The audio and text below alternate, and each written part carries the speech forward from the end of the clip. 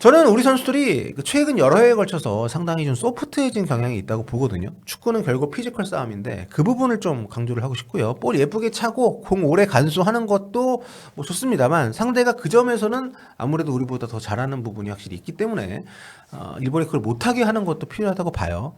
승리하게 되면 이번 주말 토요일에서 일요일 넘어가는 밤에 베트남 중국전 승자와 결승전 치릅니다.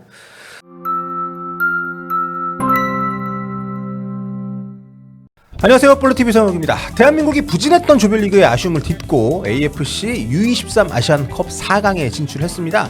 물론 8강 호주전도 우리가 아주 잘했다고 할 수는 없지만 적극적인 전술 변화를 시도한 이민성 감독의 선택이 효과를 본 그런 결과였다고 할 수 있어요. 승리를 했고 지금 이제 4강에 진출을 했습니다. 8강전 나머지 3경기가 다 연장전 1경기, 승부차기 2경기 굉장히 빡빡했어요. 정말 아시아 축구의 격차가 줄어들고 있다는 걸 볼 수 있었는데 대한민국이 유일하게 그래도 호주라는 만만치 않은 팀을 상대로 90분 안에 경기를 끝냈다는 것은 저는 굉장히 고무적인 일이라고 봅니다. 자, 이날 호주를 상대로 주 포지션이 양쪽 풀백인 두 선수, 그러니까 배현서 선수하고 강민준 선수를 중원으로 전진 배치시키면서 4-3-3 포메이션을 썼습니다. 이전에는 4-2-3-1이나 4-4-2를 많이 이제 기용을 했었는데 이번 대회 전에는 3백을 많이 썼었고요. 이러한 좀 전술적인 변화, 그러니까 4-3-3 포메이션을 통한 전술적인 유연성이 더해지면서 호주를 상대로 승리를 가져갈 수가 있었습니다. 자, 우리 대표팀 이번 대회 이전까지는 3백을 많이 썼다고 말씀드렸죠. 이번 대회에 들어와서 4백을 기반으로 좀 상당히 유동성이 크지 않은 그런 경기 운영을 좀 했었는데요. 이것 역시 3백 때처럼 수비 빌드업 과정의 약점이 노출이 되면서 아무래도 그런 부분들을 보완하기 위한 계속된 변화 시도가 아니었나 생각이 됩니다. 그래서 양쪽 풀백을 중원에 전진 배치해서 기동성을 확보하고 뭐 포백 양쪽에 왼쪽에는 장석환, 오른쪽에는 이건희 이 두 수원 삼성 선수들을 배치를 하면서 포백을 유지를 하는 이런 상당히 고심의 흔적이 엿보이는 전술변을 가져갔습니다. 그러니까 기본적으로 사이드백이 주 포지션인 선수들을 4명을 선발에 기용을 한 거예요. 그러니까 상대적으로 오른쪽 풀백인 이건희 선수의 전진성을 또 계속해서 살려주고 반면에 왼쪽에 있는 장석환 선수 같은 경우에는 안쪽에서 좀 더 수비적으로 운영을 하는 장석환 선수가 지난 시즌 수원 삼성에서 그 변성환 감독 체제에서 3백의 그 왼쪽 센터백 역할도 좀 봤었거든요. 그런 것을 좀 활용하는 그런 기용이 아니었나 생각이 드는데 그러니까 공격할 때는 약간 변형 3백 느낌을 주면서 전체적으로 좀 이전과는 다른 시도들을 좀 했다 볼 수 있는 거죠. 그러니까 중원 숫자 싸움에 신경을 굉장히 많이 쓴 그런 경기였습니다. 비록 완벽하진 않았고 여전히 실수도 많이 나오긴 했습니다만 이런 노력이 좋은 결과로 이어지면서 또 호주의 중원을 굉장히 좀 불편하게 만들어주면서 우리가 4강까지 올라갈 수가 있었고요. 자, 이제 4강전 상대는 이번 대회 무패 달리고 있는 일본입니다. 네, 먼저 두 팀 상대 전적을 한번 살펴보면 호각세입니다. 총 18번 만나서 우리가 8번, 일본이 6번 이겼고요. 최근 5경기에서는 24선 대표팀 우리가 이제 그 2연승 포함해서 3승 기록을 하고 있습니다. 그러니까 아시안 게임 2승 같은 경우에는 사실 우리가 좀 어드밴티지가 확실히 있는 그런 맞대결입니다. 왜냐하면 우리가 연령대도 높고 일본은 계속해서 아시안게임에 21세 대표팀 선수를 출전시키고 있죠. 왜냐하면 아시안게임 2년 뒤에 있을 올림픽 본선에 나갈 선수들을 아시안게임 출전을 시키기 때문에 우리보다 2살이 어리고 게다가 우리는 병역에 걸려있기 때문에 와일드카드를 3명을 꾹꾹 눌러가지고 쓰잖아요. 일본은 안 쓰는데 그런 어떤 차이가 있기 때문에 아시안게임에서의 승리는 뭐 일단 논외로 한다 뭐 치고요. 예. 이 대회 AFC U23 요 대회에서는 지난 대회 조별리그에서만 우리가 좀 이겼고요. 토너먼트에서 만난 2번은 우리가 모두 무려 3골씩 먹고 졌습니다.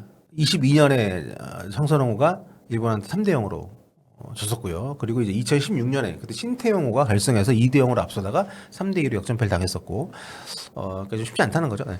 자, 일본은 이번 대회도 강합니다. 자, 조별리그 10골 그리고 무실점으로 통과를 했고요. 8강에서 뭐 실점도 하고 경기 뭐 승부차기까지 가는 뭐 어려운 경기를 했습니다만 어쨌든 잘 이겨내고 4강에 올라왔습니다. 야라키 유이 골키퍼가 이번 때 상당히 좋은 선방을 많이 보여주고 있는데 승부차기 때도 이 2개 막아내면서 일본의 4강 진출을 이끌었습니다. 자, 일본은 뭐 앞서도 말씀드린 것처럼 다들 아시다시피 우리랑 근본적인 차이가 있는 팀입니다. 그러니까 목표가 달라요. 우리는 오는 9월에 있을 그 아이치 나고야 아시안 게임을 목표로 지금 준비하고 있는 팀이고, 그러니까 그때 23세에 해당이 되는 2003년생부터 이제 중심이 되는 팀이고요. 일본은 그 대회 말고 2년 뒤에 있을 2028년 LA 올림픽을 목표로, 그러니까 그때 23세에 해당되는 2005년생부터 구성이 된 팀입니다. 그러니까 평균 연령이 2살 차이가 나고요. 실제로 일본은 이번 대회에 참가한 본선 16개 팀 가운데 나이가 가장 어립니다. 하지만 조직적으로 상당히 단단하고 또 내부 경쟁도 치열해서 개인적으로는 이번 대회에 참가한 팀들 가운데 베트남하고 가장 그 조직력이 좋은 팀이 일본이 아닌가. 아무튼 그런 일본도 8강에서는 상당히 좀 고전을 했는데요. 비록 승부차기 끝에 탈락하긴 했지만 요르단이 이번 때 굉장히 좀 인상적인 경기력을 보여줬습니다. 요르단이 이번에 월드컵 본선에도 나갔습니다만 또 지난 성인 아시안컵에서도 우리를 잡고 결승에 올라갔습니다만 굉장히 최근에 뭐 성인 대표팀, 연령별 대표팀 상승세를 좀 보여주고 있는데 이번에 그 첫 경기에서 베트남한테 요르단이 졌거든요. 0대2로.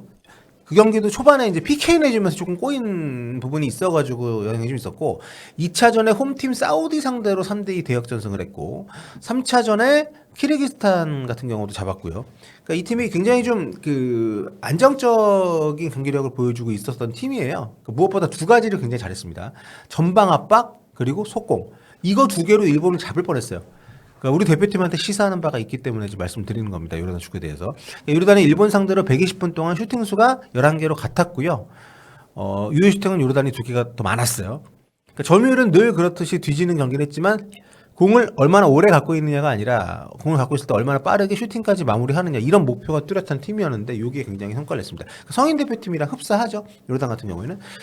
그래서 일본이 이번 때 그 원래 중원이 굉장히 강한 팀인데 이날 중원에서 요르단 상대로 굉장히 힘들어했습니다. 쓰리톱에 있는 선수들이 상대 압박에 못 버텼고 그런 그 중원 지원에 대한 부분들이 확실히 약점이 좀 있더라고요. 예. 그러다 보니까 일본 전술의 핵심이라고 할 수 있는 8번의 오제키, 뭐 10번의 사토 이런 선수들의 존재감이 제로였어요. 이 두 선수가 합쳐가지고 이번 때 공격 포인트가 8개였던 선수들이거든요. 이 시합 전까지 5골 3도움. 그런데 이 경기 때는 이 두 선수가 이제 막혔다는 거. 네. 자, 일본은 기본적으로 포백 기반의 축구를 합니다. 포백 앞에 전체적으로 이제 경기를 조율하는 후방 플레이메이커 성향의 미드필더를 한 명을 두고요. 그러니까 박스 투 박스 겸 후방 플레이메이커 역할을 좀 나눠서 하는 한 선수의 역할이 굉장히 이제 큽니다. 이번 대회에서는 6번의 오구라 선수가 그 자리에 이제 주력으로 많이 나오고 있는데요. 그리고 그 파트너 격인 또 한 명의 중앙 미드필더는 공을 갖고 조금 전진하면서 공격에 가담하는 플레이를 좀 많이 하고 있습니다. 이 선수는 지금 오제키 선수가 역할을 할 때도 있고요. 예. 근데 요르단전에서는 그 조합이 잘 안 먹혔어요. 그러니까 개인적으로는 2차전 그 아랍에미리트전 때 나왔던 이때 선발이었던 호잘 선수인 이시와타리 넬슨이 훨씬 좀 인상적인 경기력을 보여줬는데 이번 때 몸 상태가 좀 안 좋나? 네, 출전 시간이 많지 않더라고요. 이시와타리 넬슨이 나오는 게 저는 이 선수가 피지컬도 좋고 해가지고 우리한테는 더 어려운 경기가 될 거라고 생각을 하는데 모르겠습니다. 어떻게 될지. 왜냐면 이 친구가 볼 간수도 좋고 볼도 굉장히 잘 뿌려주더라고요. 예, 우구라 같은 경우는 약간 좀 엔도 느낌 선수인데 아무튼 그 파트너 자리에 나오는 오제키 유토 같은 경우도 이 선수가 좀 에이스거든요. 그러니까 우구라가 좀 이렇게 약간 옆으로 움직이는 역할이라면 오제키는 좀 이렇게 위아래로 움직이면서 그러니까 쓰리미들의 조합이 그 약간 역삼각형에 가깝게 운영이 많이 되거든요. 앞쪽에 있는 사토는 주로 이제 공격수처럼 위에 많이 머물러 있습니다만 아무튼 요 삼미들에 대한 제압을 어떻게 하느냐가 상당히 좀 중요한 과제가 될 거라고 생각합니다. 개인적으로는 그 삼미들에서 가장 공격적인 역할을 맡고 있는 선수가 이제 10번에 A매치 데뷔전도 치른 사토 류노스케 선수거든요. 이 선수가 그 조별리그 초반에 이 자리에서 뭐 날아다녔어요. 그 뒤로는 피지컬에서 조금 밀리는 느낌이 있긴 한데 사이드로 빠져서도 역할을 할 수 있는 선수여서 공격 포인트 양산 능력이 좋기 때문에 한국전도 무조건 기용이 될 건 같은데 조심을 해야 되고요. 최전방에는 이제 브라이언 은화디케라고 혼혈 선수가 나옵니다. 체급 조건이 상당히 좋고요. 백업이 미치어키도 그렇습니다만 피지컬은 좋은데 일본의 좀 문제점이랑 문제점인데 이 두 선수가 결정력이 굉장히 떨어집니다. 연계는 잘해주는 편이라서 여전히 뭐 조심은 당연히 해야 되고요. 공격은 주로 그래서 양쪽 윙어를 통해서 박스 타격을 많이 합니다. 요르단전에서 경기 분위기를 뒤집었던 20번의 후르야 선수 이름이 슈퍼스타 K예요. 슈스케입니다. 후르야 죄송합니다. 후르야 슈스케. 이 선수가 이번 때 폼이 상당히 좋기 때문에 좀 조심을 좀 해야 되고요. 일본은 성인 대표팀도 그렇습니다만 이번 대회도 혼혈 선수들이 많아요. 3명이 포함이 되는데 센터백 오카베, 미드필더 이시와타리, 그리고 공격수 은하디케 이 선수들이 다른 선수들보다 기량적으로도 눈에 띄는 건 사실이라서 좀 경계를 해야 될 것 같습니다. 뭐 중요한 건 우리죠. 일본을 어떻게 잘 분석해서 선발 라인업을 짜느냐 고심을 좀 해야 될 것으로 보이고요. 저는 우리 선수들이 최근 여러 해에 걸쳐서 상당히 좀 소프트해진 경향이 있다고 보거든요. 축구는 결국 피지컬 싸움인데 그 부분을 좀 강조를 하고 싶고요. 볼 예쁘게 차고 공 오래 간수하는 것도 뭐 좋습니다만 상대가 그 점에서는 아무래도 우리보다 더 잘하는 부분이 확실히 있기 때문에 일본이 그걸 못하게 하는 것도 필요하다고 봐요. 6번의 오구라, 뭐 8번 오제키 이런 선수들. 특히 일본 상대로는 점유율을 높게 가져가기가 어렵다고 보면 우리 수비에 불안 요소가 여전히 있는 것까지 감안을 해서 아무래도 수비 라인을 좀 잘 세우는 것이 가장 중요하지 않나. 앞으로 넘어갈 때도 좀 과감하게 생략해서 좀 길게 좀 찔러주는 호주전의 그 백가운 선수 그 아주 환상적인 발리 슈팅 골 같은 그런 연결들 이런 게 좀 적절히 나와줘야 되지 않나. 강상윤 선수가 1차전 때 부상으로 좀 대회에서 아예 이탈한 것이 아쉽긴 합니다만 그리고 뭐 또 소집하지 못한 해외파도 많고요. 근데 그런 거는 일본을 포함해서 다른 선수들도 다 마찬가지예요. 다른 팀도 이번 대회 참가 모든 팀들이 그런 비슷한 문제를 안고 있기 때문에 그 부분은 좀 언급을 안 할게요. 아무튼 우리 선수들 선전해주길 바랍니다. 승리하게 되면 이번 주말 토요일에서 일요일 넘어가는 밤에 베트남 중국전 승자와 결승전 치릅니다.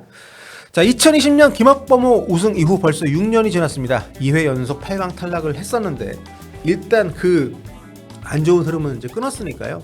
한일전까지 내친김에 승리를 해서 결승 가서 최종 우승 트로피도 들어 올렸으면 좋겠습니다.